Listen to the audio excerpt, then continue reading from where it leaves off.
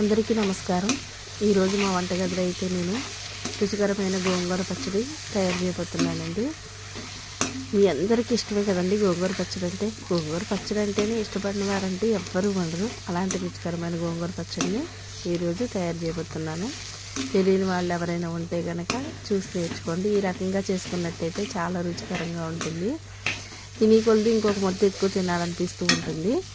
So ప్రాసెస్లోకి అయితే వెళ్ళిపోదాం. ముందుగా అయితే గోంగూరను శుభ్రంగా కడిగేసుకుని పక్కన పెట్టేసుకోండి. అలాగే ఎండుమిరపకాయలు, ధనియాలు, జీలకర్ర సిద్ధం చేసుకుని పక్కన పెట్టేసుకుని దానికి వెల్లుల్లిపాయ రబ్బలు కూడా పక్కన పెట్టేసుకుందాం. ప్రాసెస్లోకి అయితే ఒక కట్టకి ఒక గుప్పిడికాయలు అలా తీసుకుంటాను నేనైతే. అలాగా 2 గుప్పిళ్ళు అనమాట. ఒక 100 గ్రాముల పైనే ఉంటాయండి.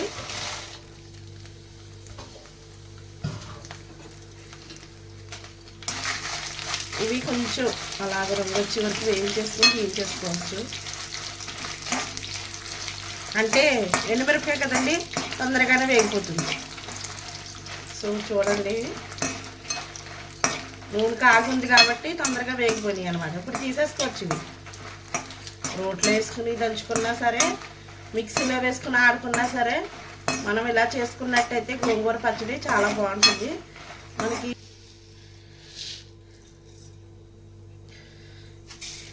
ధనియాలు,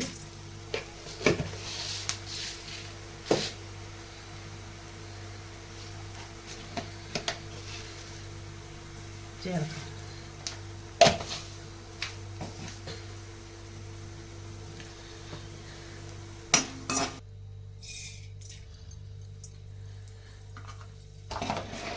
ఈ మెంతులు కూడా జస్ట్ అలా వేసి తీసేసుకోవడమే. ఇప్పుడు అదే కడాయిలో బాగా కడిగి ఆరబెట్టినటువంటి గోంగూరను అయితే వేసేసుకుని బాగా దగ్గరికి అయ్యేటట్టుగా మనం వేయించుకుందాం.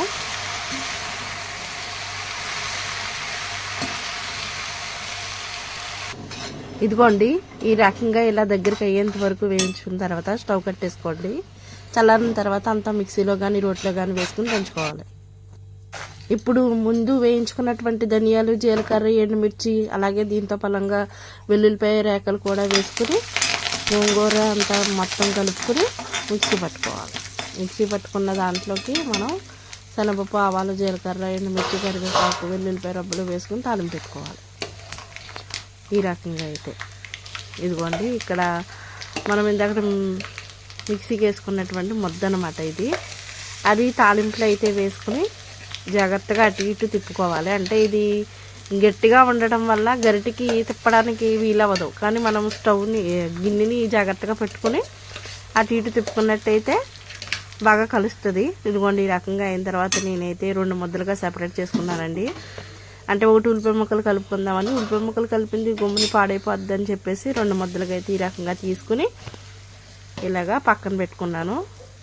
ఒక ముద్ద ఏమో పక్కకు పెట్టుకుని మిగతా సగం ముద్దలో ఉల్లిపాయలు అయితే కలిపేసుకున్నానండి.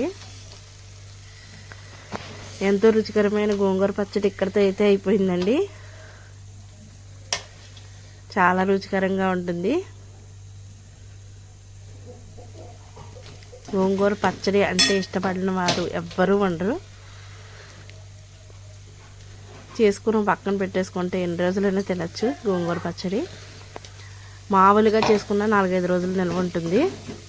ఇదిగోండి, మిగతా ముద్దలో అయితే నేను ఉల్లిపాయ ముక్కలు వేసాను. ఈ రకంగా అయితే